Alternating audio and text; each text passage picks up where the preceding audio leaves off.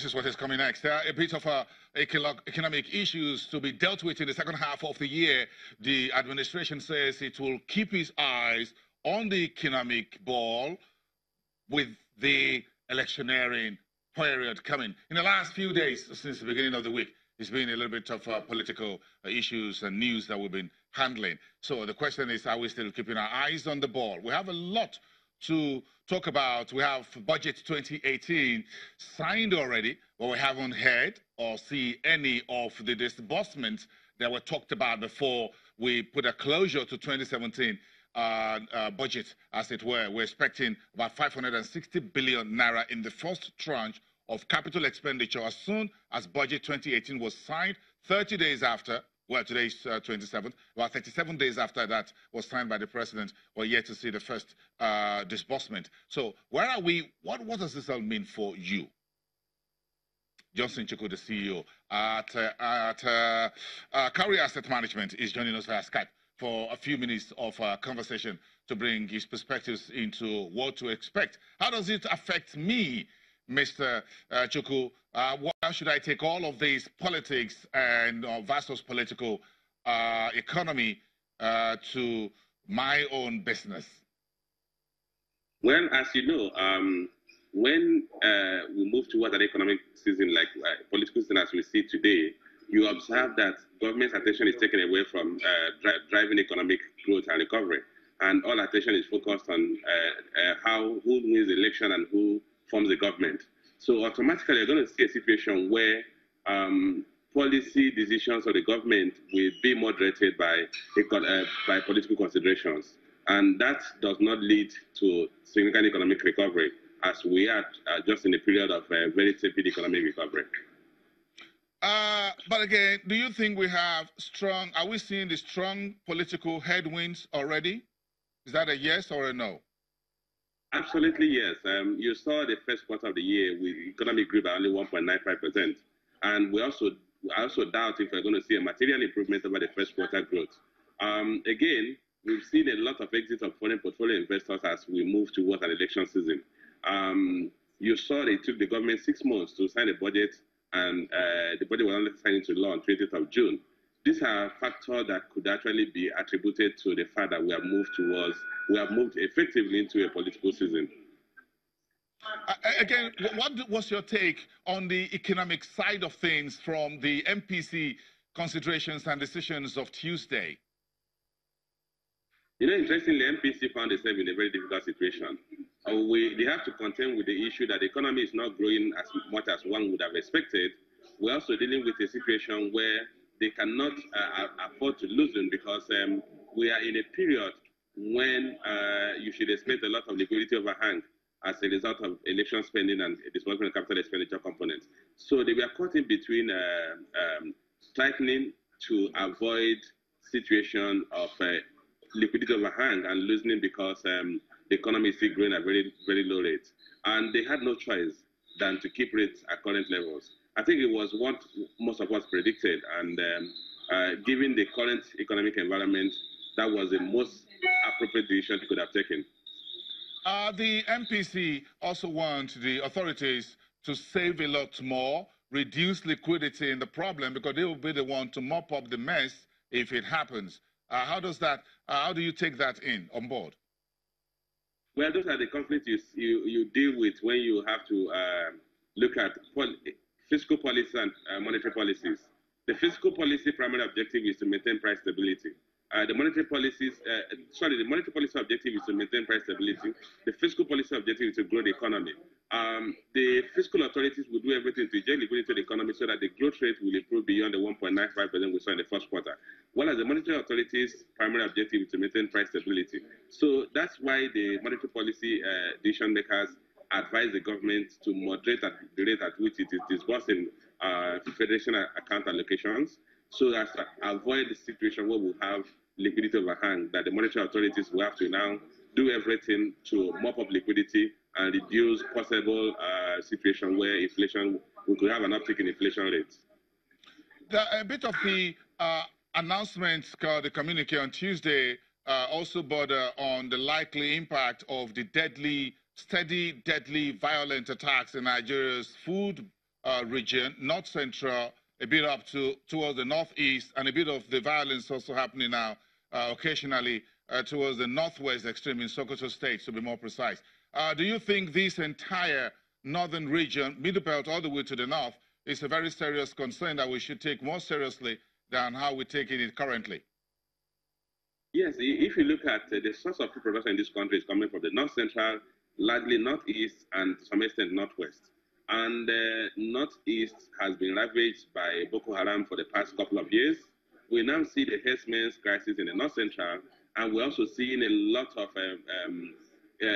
civilian or civil unrest, what we may call a lot of armed attack in the northwest. So the entire northeast, northwest, and north central are now exposed to high level of insecurity, and that will impact on food production. Of course, if you look at the weight of food in the basket of the consumer price index, the weight is quite material. So if you have a negative movement in food prices, you're going to see a reversal of inflation decline we've seen in the past 17 months.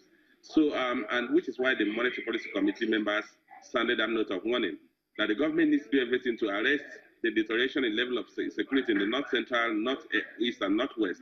Otherwise, it will manifest in food inflation, which will obviously reverse the gains we've achieved in price inflation in the past 17 months. Mr.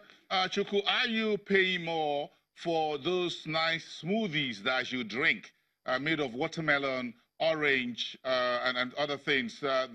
The talk is that you're hanging around there at the airport trying to catch a flight. Thank you very much for your time. We'll stay with you. Do you see these prices going up now because some of these are coming all the way from the north? Are you paying more, or are you having a smoothie after this conversation? Well, I think the prices will go up, but that may begin to manifest from the month of August. Now we are moving towards the plant season. Because of the lag effect, you may not see it manifest in July, but I think from August, as the farmers go back into the farms and plant, they will not have enough. And remember that we do not have preservation capacity in this country. So what happens that during the harvest season, whatever is produced is pumped into the market and prices moderate. But once you move out of the harvest season, you will realize that because they had nothing to store, the prices will go up. So as we move towards the planting season, as we move deeper into the planting season, we should expect the price, some northward movement in prices of basic food items. What should Nigerians prepare for when we look at the budget? We look at the election. We're looking at a number of issues. We're yet to resolve petrol pricing, subsidy, what will be the appropriate tariff for electricity, consumption, and things like that. What should we prepare for as Nigerians in the final months of 2018 towards the Q1 of 2019? Well, when it comes to some of those prices that are controlled by the government and regulated prices, I think Nigerians not need to bother about that. The government will not allow the discos to adjust the tariff on electricity until after the election. Neither are we going to see an adjustment in fuel price until after the election. But subsequent to the election as well of a new government, I doubt if any government will be able to sustain the current subsidy that is being paid on petroleum products. Also, I believe the next government or the current government, if re-elected, will adjust the tariff to be market reflective. But for the next couple of months, I don't think Nigerians should have bothered themselves about the prices of those items that are regulated by government. Because no government can afford to take any decision that will negatively affect the welfare and well-being of citizens just prior to an election, irrespective of how important those decisions are. Johnson Chukwu, we don't want you to miss your flight, and perhaps if you're having some of the health drinks of agri-products before your flight. Thank you very much, safe journey, and thank you very much for finding the time to speak with us, the CEO at Cowrie Asset Management, you and the economy. Part of the should be you'll be concerned about now we seem to be hitting the road. Lagos State Governor Akunmi Ambode says there will be no more petrol products tank farms to be sited in the state. End of discussion. And now saying the NNPC planning a new facility of tank farm at a highly populated Ijegun suburb of Lagos, if you know where that is. It's in the backwater of the current petrol NNPC facility around the Weda Ikotu area. If you know that area very well, like I do, then you know what putting a tank farm there highly inflammable could mean if there is a fire. So the governor of Lagos State says, the NNPC, please do not issue new license to build a new tank farm because Lagos is currently sitting on 68 petrol tank farms at the Apapa area. And the governor says that's a disaster already waiting to happen. Governor Ambode yesterday says at the town hall meeting that the government in Lagos State is not opposed to any other seaports in Lagos, in Nigeria, I beg your pardon, who wants to take some of those trailers out of Lagos, take those vessels berthing into Lagos. When petrol products come in, they come in dozens of cargoes of vessels, sometimes up to 20, bringing food, everything into to the largest importing country on the African continent, feeding 180 million people, empowering our generators and vehicles. That's what the story. So Lagos State Governor says, please develop other seaports we're willing to let go. Don't bring all the vessels to Lagos and let the containers also reduce in number. At the last count by one of the national newspapers, about 2,000 trucks are on Lagos roads looking in and out of the Apapa Roro, which is the roll-on, roll-off airport, and Tinkan Island.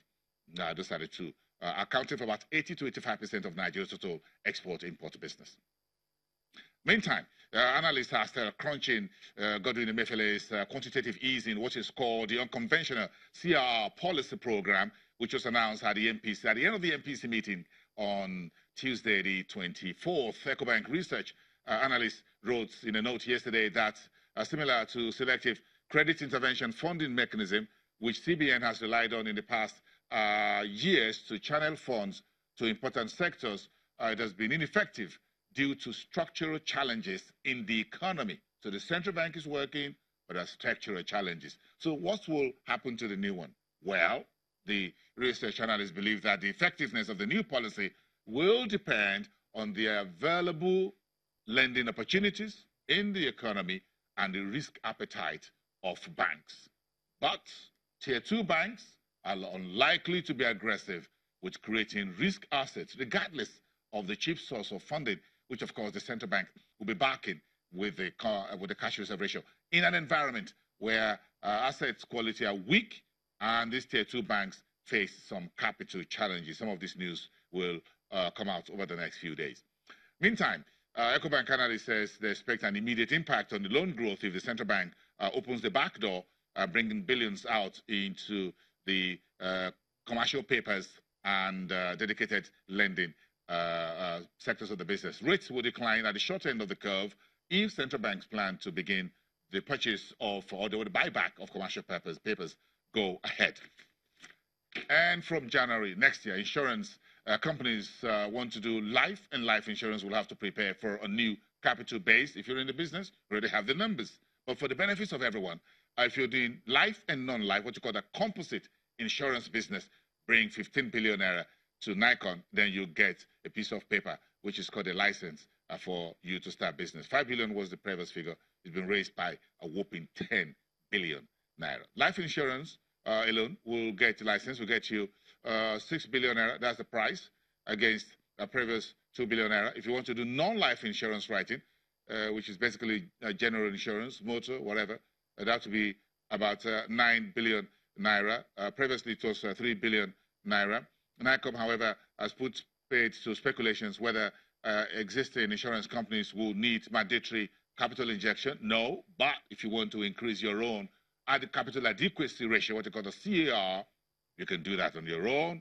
No cancellation of licenses will take place. Everyone should continue doing business as usual, and there will be subjects of solvency oversight will continue strongly. So this new risk-based arrangement was announced in Lagos yesterday. New regulatory capital will take effect, as you heard, from January next year.